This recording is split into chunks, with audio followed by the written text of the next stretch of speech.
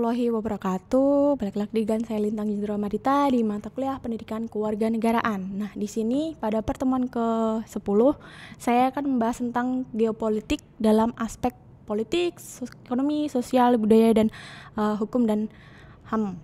Nah, di sini yang kemarin kan ke pertemuan 9 kan saya membahas tentang apa sih wawasan Nusantara itu. Nah, ini sekarang dalam aspek politik, ekonomi, sosial, budaya dan hankam-nya. Nah, geopolitik atau wawasan nasional Indonesia, di mana wawasan nasional merupakan wawasan yang dikembangkan berdasarkan teori wawasan nasional serta universal. Maka wawasan nasional Indonesia pun dibentuk dan dijiwai oleh paham kekuasaan dari bangsa Indonesia atau geopolitik Indonesia. Nah, paham kekuasaan bangsa Indonesia berfilsafah dan berideologi pada Pancasila, di mana paham tentang perang dan damai, bangsa Indonesia itu adalah cinta damai, akan tetapi lebih cinta ke kemerdekaan. Jadi diharapkan kita tuh cinta damai, tapi tidak adanya kesenjangan atau tidak adanya kesenjangan antara satu sama lain, atau semuanya tuh sama, karena kita kan dari awal kan udah dijajah, udah merdeka, otomatis kan diharapkan tuh satu kesatuan. Nah, itu bisa dilihat dari ideologi kita, yaitu Pancasila, di mana semua silanya itu saling berhubungan, silanya itu satu sama lain, sila satu dan sila kedua itu sebagai pengerat-pengeratnya. Jadi diharapkan tuh dari Pancasila dan undang-undang itu kalian sudah bisa menerapkannya dalam kehidupan sehari-hari. Nah, di sini geopolitik Indonesia atau wawasan Nusantara adalah geopolitik Indonesia. Wawasan Nusantara mengandung unsur atau konsep yang terdapat dalam geopolitik kebangsaan Indonesia sebenarnya terdiri dari 3 unsur geopolitik. Yang pertama adalah rasa kebangsaan, yang kedua adalah paham kebangsaan, yang ketiga adalah semangat dari kebangsaan itu. Jadi rasa kebangsaan kita sebagai warga negara itu harus kuat. Bagaimana kita pahamnya itu harus tahu tuh sejarah-sejarah dari awalnya bangsa kita merdeka itu gimana, bangsa kita waktu penjajahan itu bagaimana. Jadi kita harus tahu dan menghargai jasa-jasa para pahlawan zaman dahulu. Nah, yang terakhir adalah semangat kebangsaan kita. Bagaimana sih semangat kebangsaan kita? Kita udah tahun sekarang kita udah diberi kemudahan daripada tahun dahulu waktu sejarah kan otomatis mereka udah berjuang untuk melepaskan dari penjajahan. Kita yang sekarang udah istilahnya mendapatkan yang sudah tidak harus susah-susah zaman dahulu. Harusnya kita ada rasa semangat kebangsaannya, harus menghargainya, harus melestarikannya, harus menjaga negaranya.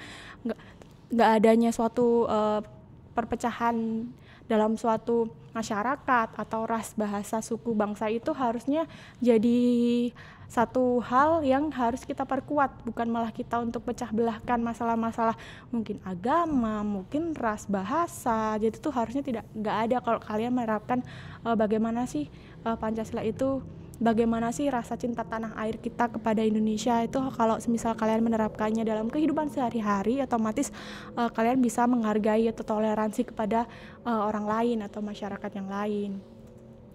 Nah, di sini geopolitik Indonesia itu wawasan Nusantara secara ilmiah dirumuskan dalam bentuk konsep tentang kesatuan yang meliputi yang pertama adalah kesatuan politik, yang kedua adalah kesatuan dari ekonominya, yang ketiga adalah kesatuan sosial budayanya, yang terakhir adalah persatuan pertahanan dan keamanannya. Jadi suatu negara kan tadi selain ada wilayah, harus ada rakyat, harus ada sistem pemerintahannya. Salah satunya adalah gimana sih politik suatu negara tersebut atau politik Indonesia itu seperti apa sih yang dianut, apa sih undang-undangnya yang dipakai.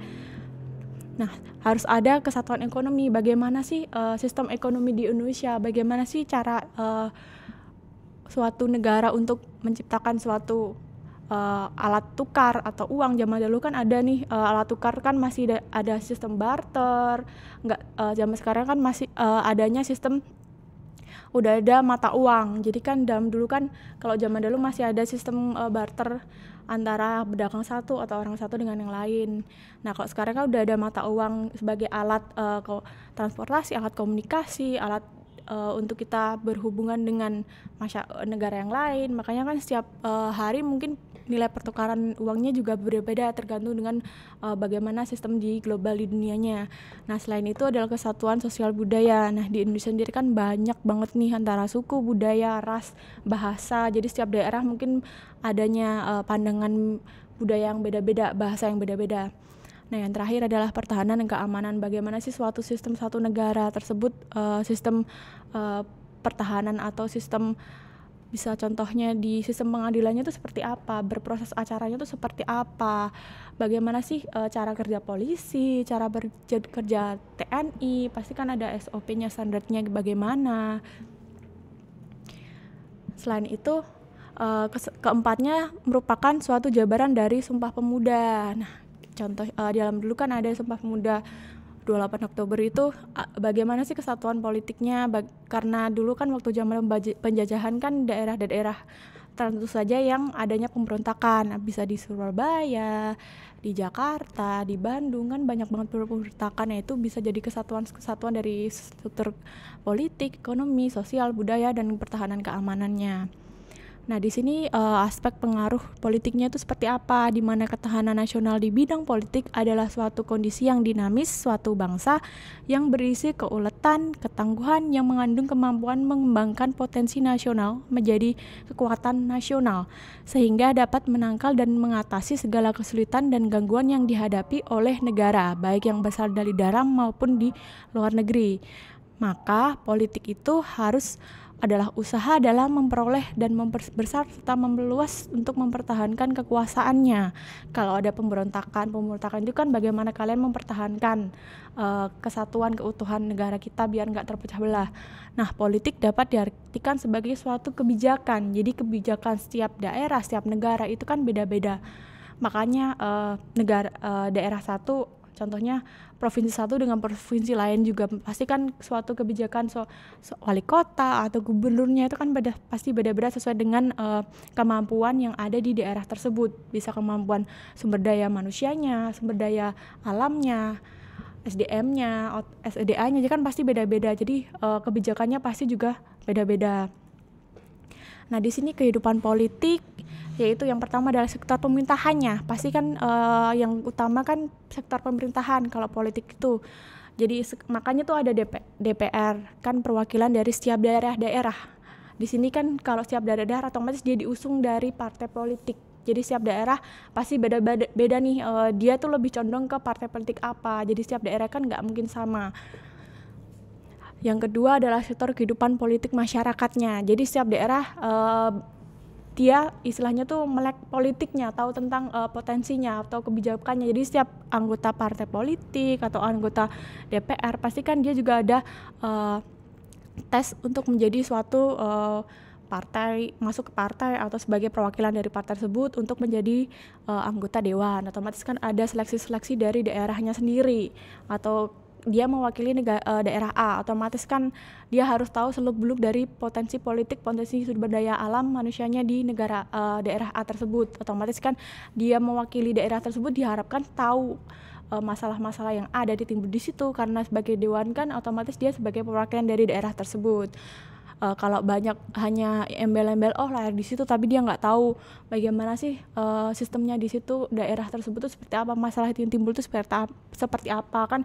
Ada juga kan banyak yang sekarang hanya sebagai perwakilan daerah tapi dia nggak tahu seluk-beluk dari daerah tersebut karena dia diusung dari partai politik A, B, apa, C.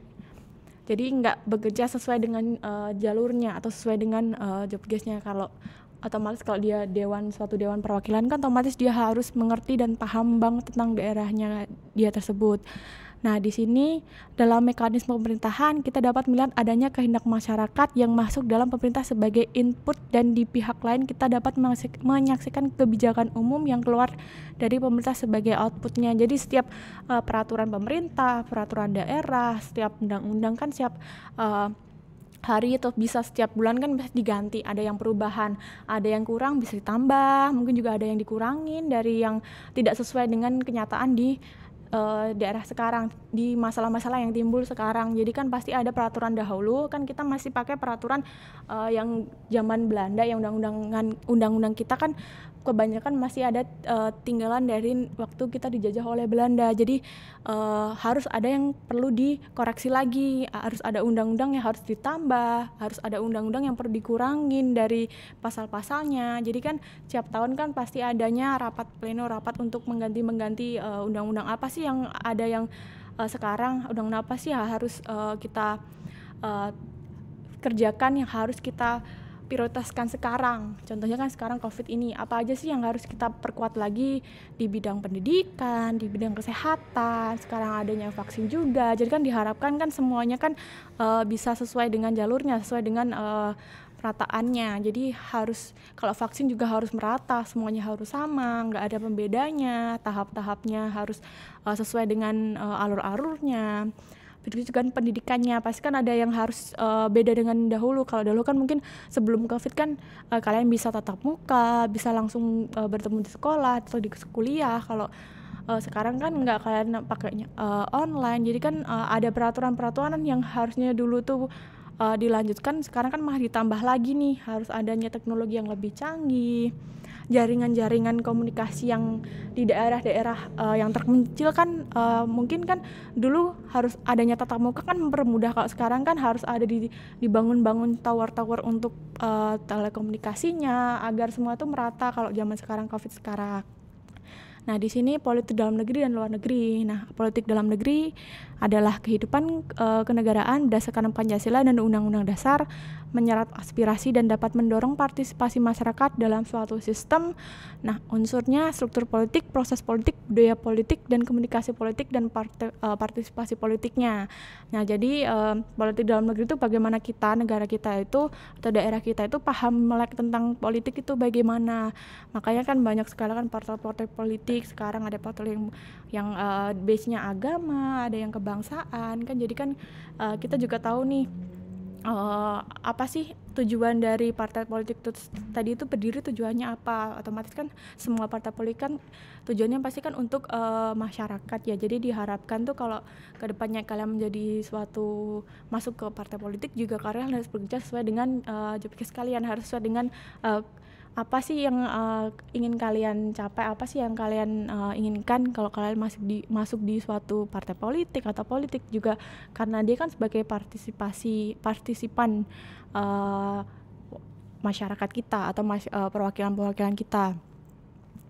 Nah, di sini apa sih politik luar negeri, di mana politik luar negeri Indonesia berlandaskan pada pembukaan Undang-Undang 1945, yaitu melaksanakan ketertiban dunia yang berdasarkan kemerdekaan, perdamaian abadi dan keadilan sosial, serta anti penjajahan bangsa terhadap bangsa yang lain karena tidak sesuai dengan prinsip kemanusiaan dan keadilan. Makanya ini harus sesuai dengan HAM juga, hak asasi manusianya juga. Nanti bakalan nggak adanya sih permusuhan antara negara yang lain, permusuhan dari dalam negeri atau kebanyakan kan masalah-masalah politik di luar negeri kan mungkin yang banyak marak kayak WNI yang bekerja di negara yang lain. Ada yang kasus-kasusnya kan banyak seperti yang kena kekerasan, ada juga yang mungkin pembunuhan.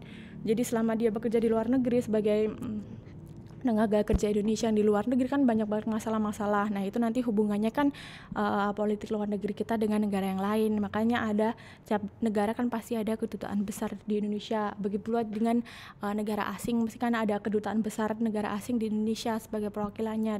Nah, itu diharapkan duta besar di negara lain itu atau kita di negara yang lain tuh bisa sebagai jembatan atau sebagai perwakilan dari negara Indonesia atau pemerintah Indonesia, bisa dari presiden, perwakilan presiden, karena kan pasti dia ditunjuk oleh presiden melalui menteri luar negeri. Otomatis kan dia bisa mengurangi masalah-masalah yang timbul di luar negeri. Seperti contoh itu ada banyak tenaga kerja kita yang mungkin dia kena masalah-masalah hukum atau untuk dilindungi hak-haknya lah istilahnya kalau dia di luar negeri itu.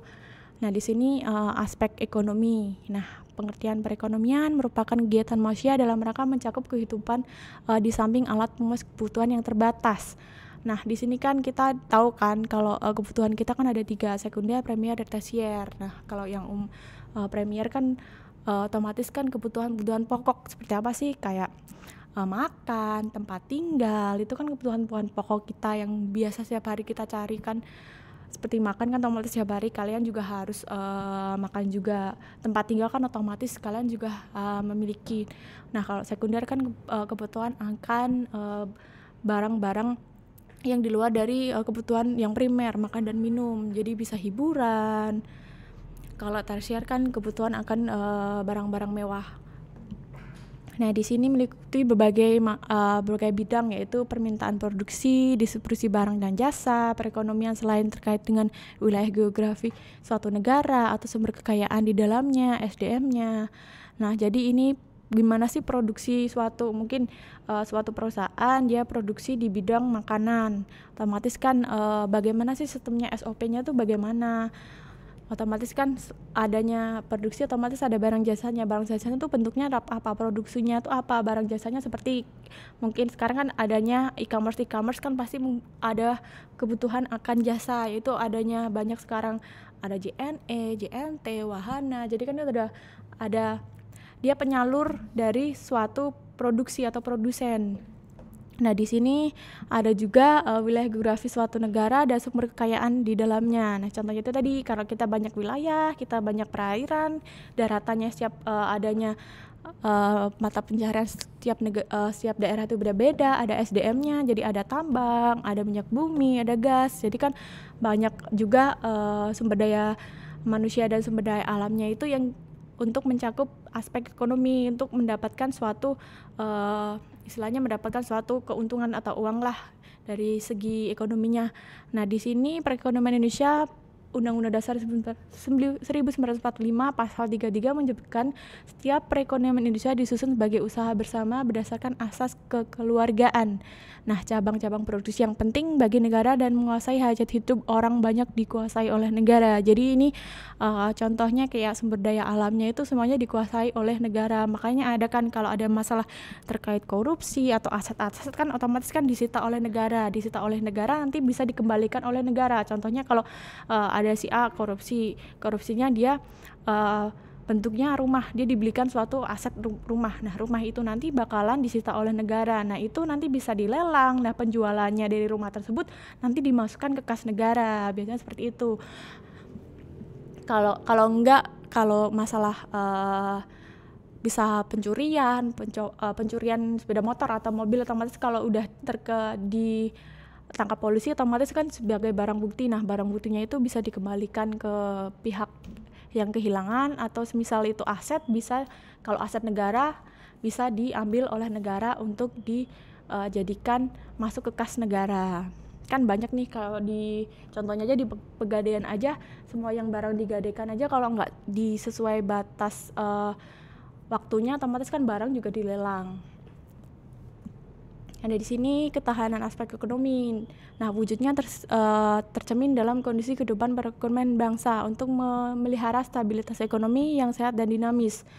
Nah, menciptakan kemandirian negara ekonomi nasional yang berdaya saing tinggi, mewujudkan kemakmuran rakyat secara adil dan merata, sehingga perkembangan ekonomi diarahkan kepada mantapnya ketahanan ekonomi melalui iklim usaha yang sehat serta memanfaatkan ilmu pengetahuan dan teknologi. Jadi diharapkan sekarang kan semakin bertambahnya teknologi, otomatis kita udah harus melek tentang teknologinya tuh. Jadi dulu mungkin kita beras aja masih alatnya, sekarang udah ada alat-alat yang mungkin lebih cepat untuk dari beras yang masih dalam cangkangnya bisa keluar jadi beras yang utuh. Jadi kan dulu kan masih sifatnya masih masih tradisional. Kok sekarang kan udah ada alat contohnya. Terus bisa jadi kayak pembuatan sepeda motor, penjemputan motor yang mungkin dulu masih sifatnya masih tradisional, sekarang udah ada pabrik-pabriknya untuk skala besar. Di mana diharapkan fungsi lingkungan hidup serta meningkatkan daya saing dalam lingkup perekonomian global. Nah, jadi diharapkan kalau udah kita tahu teknologi, kita paham tentang teknologi yang baru, otomatis nggak ada tuh yang namanya kita harus ekspor beras, impor beras, bahan bakunya dari kita malah dikirim ke negara lain untuk diasah menjadi barang yang udah jadi. Kita kan masih sistemnya kan kalau di Indonesia masih barang setengah jadi. Nanti kirimlah ke negara lain untuk diproses. Nah, proses nanti kita dibalikin ke Indonesia lagi. Otomatis kan itu nggak efektif banget kan. Jatuhnya kan nanti kita membeli barang tersebut. Padahal kan kita udah memiliki bahan bakunya. Tapi kita nggak tahu kan cara proses yang lebih baik untuk menjadi barang yang jadinya. Makanya kan kita harus tahu nih aspek-aspek teknologi zaman sekarang. Otomatis nggak adanya impor dari beras lagi. Kita malah ngirim keluar, habis itu malah kita beli dari luar. Kan harusnya itu nggak ada seperti itu. Nah, perekonomian bangsa berdasarkan atas Undang-Undang Dasar dan filosofi Pancasila menekankan tentang kesejahteraan bersama dan mampu memelihara stabilitas ekonomi yang sehat dan dinamis, serta menciptakan kemandirian perekonomian dengan daya saing yang tinggi. Nah, di sini pengaruh aspek sosial budaya, di mana budaya manusia sebagai makhluk Tuhan yang Maha Esa dalam kehidupan ini merupakan kedudukan yang tinggi dibandingkan dengan makhluk yang lainnya.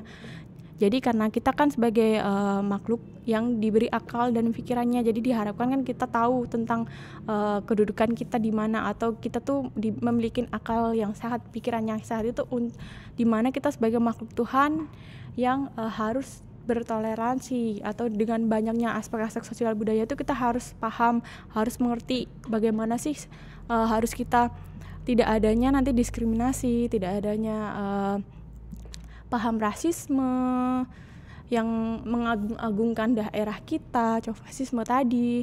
Jika dicermati dalam sesama, perbedaan itu jadi karena manusia dikaruniai kemampuan jiwa, yaitu akal, rasa, kehendak, serta keyakinan. Sehingga dengan kemampuan jiwanya, kehidupan manusia mampu menghasilkan serentetan produk yang disebut kebudayaan. Nah, kondisi budaya di Indonesia itu atau nasional itu ada bersifat religius, karena kita kan ada 6 agama yang diakui di Indonesia kan. Adanya bersifat kekeluargaan, toleransi gotong royong, adanya serba selaras, dan bersifat kerakyatan. Jadi kan kita kan pahamnya kan Pancasila dan Undang-Undang Dasar, dan kita juga ada semboyan itu tadi Bhinneka Tunggal Ika, walaupun berbeda-beda tapi kita tetap satu jua, yaitu tetap satu bangsa Indonesia, walaupun kita memiliki banyak budaya, bahasa, suku bangsanya. Nah, di sini struktur sosial di Indonesia yaitu pengertian dari sosial pada hakikatnya merupakan interaksi dalam pergaulan hidup manusia dan dalam bermasyarakat. Dalam proses ini terkandung di dalamnya nilai kebersamaan, solidaritas, kesamaan nasib sebagai unsur dari pemersatu bangsa. Aspek kebudayaan, dalam aspek sosial budaya, kebudayaan harus merujuk ke arah kemajuan yang ada kebudayaan dan persatuan dengan tidak menolak kebudayaan asing yang dapat diperkembangkan atau memperkaya kebudayaan bangsa sendiri, serta mempertinggi derajat kemanusiaan di Indonesia. Jadi walaupun banyak budaya-budaya asing yang masuk ke Indonesia, harusnya kita serap yang baiknya, jangan malah kita tidak atau lupa akan budaya atau dasar-dasar negara kita dengan adanya kebudayaan asing yang masuk di Indonesia. Malah justru itu jadi pacuan kita untuk budaya kita tuh lebih baik dari budaya asli yang masuk ke Indonesia. Nah, di sini pengaruh aspek pertahanan dan keamanannya. Di sini filosofi pertahanan dan keamanan, di mana pertahanan keamanan Indonesia adalah kesemestaan daya upaya seluruh rakyat Indonesia dalam mempertahankan dan mengamankan negara demi kelangsungan NKRI atau bangsa kita. Di sini pertahanan keamanan NKRI dilaksanakan dengan menyusun, menggerakkan dan seluruh potensi nasional secara terintegrasi dan terkoordinasi. Jadi udah dikoordinasi bagaimana sih sistem pertahanan kita, bagaimana sih sistem kerja mungkin Polri, TNI, kita tuh seperti apa. Nah, di sini penyelenggaraan pertahanan dan keamanan secara nasional merupakan salah satu fungsi utama pemerintah dan NKRI dari TNI, Polri dan sebagainya. Jadi adanya TNI, Polri itu pasti kan dia ada standar SOP-nya, bagaimana dia kerjanya, bagaimana sih kalian bisa menjadi seorang TNI atau Polri. Pasti kan kalian perlu adanya belajar di suatu bukan suatu kayak Akpol, polisi kan pasti ada kalian belajar di Akpol. Kalau TNI kan juga kalian bisa di ABRI atau kalian ada seleksinya apa aja sih. Nah, itu sebagai suatu TNI Polri kan pasti ada SOP-nya, standarnya dia harus berapa, fisiknya seperti apa, pasti kan ada. Nah, di sini tujuannya adalah untuk menciptakan keamanan bangsa dalam negara. Nah, setelah itu postur kedaulatan pertahanan keamanan itu adanya pendekatan ancaman, misi, kewilayahan, dan politik. Jadi dari 4 ini pendekatan masalah-masalah apa sih yang bakalan timbul di suatu negara itu. Nah, bagaimana tuh misi kita untuk memecahkannya, dan bagaimana sih dengan wilayah kita yang luas otomatis banyak-banyak adanya masalah-masalah yang timbul. Mungkin dari masalah negara A dengan negara kita, pasti kan ada nih. Nah, setelah itu politiknya. Jadi bagaimana sih kita dalam sistem politiknya itu, karena banyaknya partai-partai politik yang ingin menjadi masuk ke pemerintahan. Jadi kan harus ada perkuatan pertahanan keamanannya. Pasti kan adanya mungkin bentrok-bentrok dari partai politik dengan masyarakat, atau bisa dari demo-demo yang sangat banyak yang timbul itu. Bagaimana sih cara TNI dan Polri kita tuh bertugasnya itu untuk mempertahankan dan keamanan wilayah negara kita. Nah, di sini setelah itu adalah pertahanan pada aspek keamanan, di mana aspek pertahanan dan keamanan diinginkan adalah kondisi daya tangkal bangsa dilandasi oleh kesadaran bela negara seluruh rakyatnya, mengandung kemampuan memelihara stabilitas pertahanan dan keamanan negaranya, di mana sifatnya ada dinamis, mengutamakan pembangunan dari hasil-hasilnya, jadi sumber daya alamnya, serta mempertahankan kedaulatan negara dan menangkal segala bentuk ancaman. Jadi diharapkan kan kalian tahu tentang bela negara. Bagaimana sih bela negara itu? Bagaimana kalian menerapkannya? Makanya itu kalian harus sesuai dengan undang-undang yang berlaku, tidak melanggar undang-undang yang ada. Jadi bagaimana kalian tahu tentang bangsa kita tuh seperti apa? Bangsa kita tuh memiliki Pancasila dan undang-undang. Harusnya kan kalian harus sesuai dengan undang-undang yang berlaku, malah bukan tidak sesuai dengan undang-undang yang berlaku, malah kalian melanggar aturan-aturan yang telah dibuat pemerintah, bangsa negara. Padahal kan kita sekarang udah istilahnya tuh udah dimerdekakan oleh para sejarawan. Aslinya kan kita harus mempertahankan keutuhan kita, malah kita banyak mengancam negara kita sendiri dengan masalah-masalah. Mungkin kalian terlalu suatu daerah mungkin dia menganggap daerahnya itu lebih bagus dari daerah yang lain. Nah, itu hal seperti itu harusnya tidak ada antara kesenjangan tersebut, karena kita kan dianggap suatu daerah itu walaupun berbeda sumber daya alamnya, sumber daya manusianya, otomatis kan kita kan satu kesatuan yang untuk ketahanan negara kita dalam bentuk ancaman-ancaman tersebut tadi. Nah, di sini latar belakang wawasan Nusantara itu pemikiran berdasarkan filsafat Pancasila. Jadi apa-apa aja sih inti-inti dari sila-sila 1 dan sampai sila kelima itu intinya seperti apa.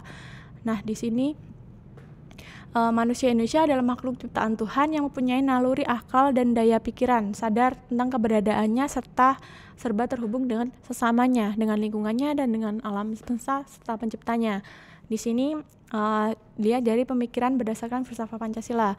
Nah, kalau yang pemikiran berdasarkan aspek wilayah Nusantara itu seperti apa? Dari geografinya atau wilayah yang tersedia dalam terbentuknya secara alamiah, atau adanya alam atau kondisi objek geografi sebagai modal dalam pembentukan suatu negara, pedoman sebagai ruang hidup atau kehidupan bangsa kita. Jadi ini berdasarkan aspek wilayah Nusantara geografinya. Nah, mungkin cukup sekian materi tentang geopolitik dari aspek sosial, budaya, hukum, dan hangkamnya pertahanannya. Wassalamualaikum warahmatullahi wabarakatuh.